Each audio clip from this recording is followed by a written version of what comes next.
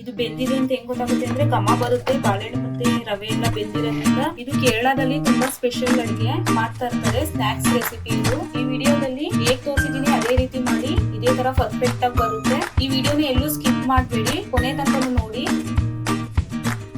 Hi friends, ನಾನು ನಿಮ್ಮ Chaitra kitchen. ನೀವು ನೋಡ್ತಿದ್ದೀರಾ ಚೈತ್ರ ಕಿಚನ್ ಯೂಟ್ಯೂಬ್ ಚಾನಲ್. ನಾನಿವತ್ತು ಬಾಳೆಹಣ್ಣಿಂದ ಕಡುಬು ಮಾಡ್ತಾ ಇದ್ದೀನಿ.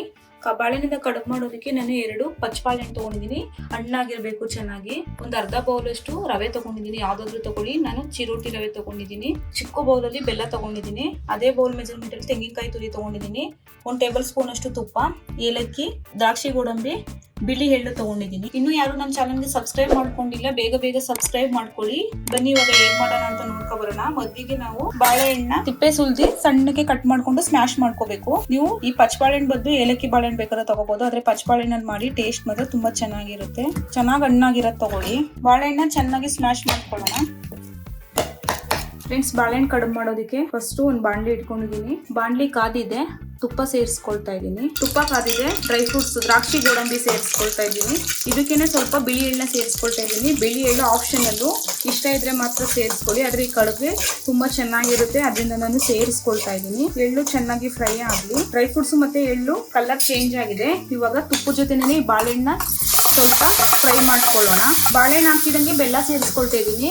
ಬೆಲ್ಲನೇ ಸೇರಿಸ್ಕೊಳ್ಳಿ, ಸಕ್ಕರೆ ಹಾಕೋಬೇಡಿ ಫ್ರೆಂಡ್ಸ್. ಸಕ್ಕರೆ ಹಾಕೋದ್ರಿಂದ ಟೇಸ್ಟ್ ಚೆನ್ನಾಗಿ ಬರಲ್ಲ. ಈ ಬೆಲ್ಲ ಹಾಕೋದ್ರಿಂದ ಟೇಸ್ಟು ಚೆನ್ನಾಗಿ ಬರುತ್ತೆ.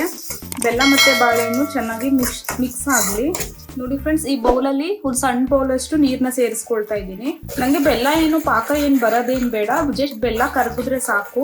ನಾನು ಈ ಕಡೆ ಸ್ಟೀಮ್ ಮಾಡೋದಕ್ಕೆ ಇಡ್ಲಿ ಪಾತ್ರೆಗೆ ನೀರಿಟ್ಟು ಒಂದು ಸೈಡಲ್ಲಿ ಸ್ಟೀಮ್ ಮಾಡೋದಕ್ಕೆ ನೀರನ್ನ ಕಾಯಿಸ್ಕೊಳ್ತಾ ಇದ್ದೀನಿ. ಇವಾಗ ಇದು ನೀರೆಲ್ಲ ಚೆನ್ನಾಗಿ ಕುದಿ ಬರೋ ಟೈಮ್ಗೆ ತೆಂಗಿನಕಾಯಿ ತುರಿನ ಸೇರಿಸ್ಕೊಳ್ತಾ ಇದ್ದೀನಿ. ತೆಂಗಿನಕಾಯಿ ತುರಿನ ಜಾಸ್ತಿ ಹಾಕಿ ಟೇಸ್ಟ್ ಚೆನ್ನಾಗಿರುತ್ತೆ. ಇದು ಸ್ನ್ಯಾಕ್ಸ್ಗೆ ತುಂಬಾ ಚೆನ್ನಾಗಿರುತ್ತೆ.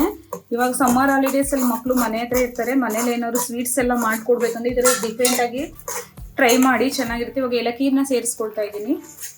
ಇವಾಗ ಲಾಸ್ಟಲ್ಲಿ ರವೆನ ಸೇರಿಸ್ಕೊಳ್ತಾ ಇದ್ದೀನಿ. ಇಷ್ಟು ರವೆ ಬೇಡ, ಇದಕ್ಕೆ ಎಷ್ಟು ಇಡಿಸುತ್ತೋ ಅಷ್ಟು ನೋಡಿಕೊಂಡು ಹಾಕೊಳ್ಳೋಣ. ರವೆನ ನಾನು ಹುರಿದಿಟ್ಕೊಂಡಿದ್ದೀನಿ. ನೀವು ರವೆ ಐಟಮ್ಸ್ನ ಏನೇ ಮಾಡೋದಿದ್ರು ಫ್ರೆಂಡ್ಸ್, ರವೆನ ಸ್ವಲ್ಪ ಫ್ರೈ ಮಾಡ್ಕೊಳ್ಳಿ. ಹಸಿ ರವೆ ಹಾಕಿದ್ರೆ ಅದು ತಿನ್ನೋಕ್ಕೆ ಚೆನ್ನಾಗಿರಲ್ಲ. ರವೆನ ಸ್ವಲ್ಪ ಮುಂಚೆನೇ ಫ್ರೈ ಮಾಡಿ ಇಟ್ಕೊಂಡಿದ್ದೆ ಫ್ರೆಂಡ್ಸ್ ನಾನು. ರವೆ ಫುಲ್ಲು ಹಿಡಿತು. ರವೆ ಫುಲ್ಲು ಹಿಡಿದಿದ್ಮೇಲೆ ಇದನ್ನ ಚೆನ್ನಾಗಿ ಬೇಯಿಸ್ಕೊಳ್ಳೋಣ. ನೀವು ಬೇಕಾದ್ರೆ ಬಾಳೆಹಣ್ಣೆ ಇನ್ನೂ ಒಂದನ್ನ ಸಣ್ಣಗೆ ಕಟ್ ಮಾಡಿ ಇದ್ರೊಳಗಡೆ ಸೇರಿಸ್ಕೋಬಹುದು ಫ್ರೆಂಡ್ಸ್. ಇಲ್ಲಿ ತಣ್ಣಗಾಗಕ್ಕೆ ನಾನು ತಟ್ಟೆಗೆ ಎತ್ತಿ ಇಟ್ಕೊಂಡಿದ್ದೆ. ಇವಾಗ ಇದು ತಣ್ಣಗಾಗಿದೆ. ಇವಾಗ ಎಲೆ ಇಟ್ಕೊಂಡು ತೊಟ್ಟುತ್ತೀನಿ. ನೋಡ್ಕೊಳ್ಳಿ, ಎಲೆನ ಈ ತರ ಇಟ್ಕೊಬಿಟ್ಟು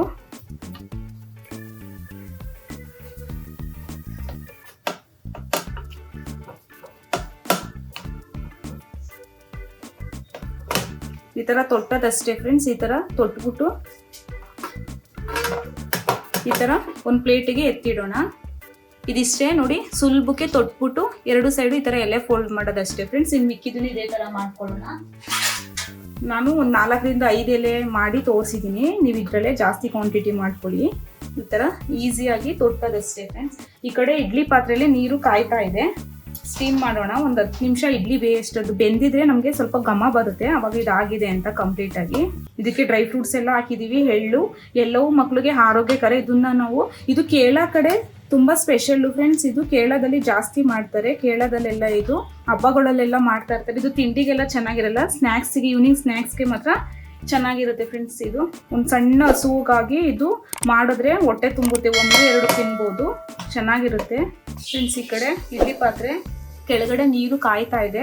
ಇದನ್ನು ಒಂದೊಂದೇ ಸಪ್ರೇಟ್ ಆಗಿ ಈ ತರ ಇಟ್ಬಿಟ್ಟು ಒಂದು 10 ನಿಮಿಷ ಇಡ್ಲಿ ಬೇಯುತ್ತಲ್ಲ ಅಷ್ಟು ನಿಮಿಷ ಬೇಯಿಸಿದ್ರೆ ಇದು ಪರ್ಫೆಕ್ಟ್ ಆಗಿ ಬೆಂದಿರುತ್ತೆ ಫ್ರೆಂಡ್ಸ್. ಇವಾಗ ಇದನ್ನ ಮುಚ್ಚಿ ಬೇಯಿಸ್ಕೊಳ್ಳೋಣ. ಇದು 10 ನಿಮಿಷ ಆಗಲಿ. ನಿಮ್ಮ ಹತ್ರ ಸ್ಟೀಮರ್ ಪಾತ್ರೆ ಇದ್ರೆ ಸ್ಟೀಮರ್ ಪಾತ್ರೆಯಲ್ಲಿ ಬೇಯಿಸ್ಕೊಳ್ಳಿ. ಸ್ಟೀಮರ್ ಪಾತ್ರೆ ಇಲ್ಲ ಅಂದ್ರೆ ಇಡ್ಲಿ ಪಾತ್ರೆಯಲ್ಲೇನೆ ಮಾಡ್ಕೊಳ್ಳಿ. ಮನೇಲಿ ಯಾವ್ದಿರುತ್ತೆ ಅದರಲ್ಲೇನೆ ಮಾಡ್ಕೊಳ್ಳೋಣ ಫ್ರೆಂಡ್ಸ್. ಇದು 10 ನಿಮಿಷ ಆಗಲಿ. ನೋಡಿ ಫ್ರೆಂಡ್ಸ್, ಇದೊಂದು 10 ನಿಮಿಷ ಶೆಕೆ ಮೇಲೆ ಬೇಯಿಸಿದಾಗಿದೆ.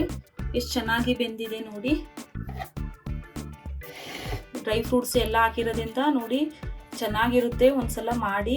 ಇದು ಬೆಂದಿದೆ ಅಂತ ಹೆಂಗ್ ಗೊತ್ತಾಗುತ್ತೆ ಅಂದ್ರೆ ಘಮ ಬರುತ್ತೆ. ಬಾಳೆಹಣ್ಣು ಮತ್ತೆ ರವೆ ಎಲ್ಲ ಬೆಂದಿರೋದ್ರಿಂದ ಚೆನ್ನಾಗಿ ಮನೆಯೆಲ್ಲ ಘಮ ಅಂತ ಇರುತ್ತೆ. ಅವಾಗ ಪರ್ಫೆಕ್ಟ್ ಆಗಿ ಬೆಂದಿದೆ ಅಂತ. ನೋಡಿ ಎಷ್ಟು ಚೆನ್ನಾಗಿ ಬಂದಿದೆ ಅಂತ.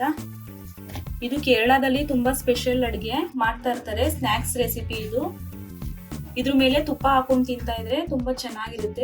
ಇದರಲ್ಲೆಲ್ಲ ಆರೋಗ್ಯಕರವಾಗಿರೋದಂಥದ್ದೇ ಹಾಕಿರೋದು. ಬೆಲ್ಲ, ಡ್ರೈ ಫ್ರೂಟ್ಸ್, ಎಳ್ಳು ಎಲ್ಲ ತುಂಬಾ ಚೆನ್ನಾಗಿರುತ್ತೆ. ತೆಂಗಿನಕಾಯಿ ತುರಿ ಎಲ್ಲ ಹಾಕಿರೋದ್ರಿಂದ ಚೆನ್ನಾಗಿರುತ್ತೆ. ಮನೇಲಿ ಮಾಡಿ ಹೇಗ್ ಬಂದಿತ್ತು ಅಂತ ಕಮೆಂಟ್ಸ್ ಮಾಡಿ. ಮತ್ತೆ ಸಿಗ್ತೀನಿ ಇನ್ನೊಂದು ರೆಸಿಪಿಯೊಂದಿಗೆ. ನಾನು ನಿಮ್ಮ ಚೈತ್ರ ಕಿಚನ್.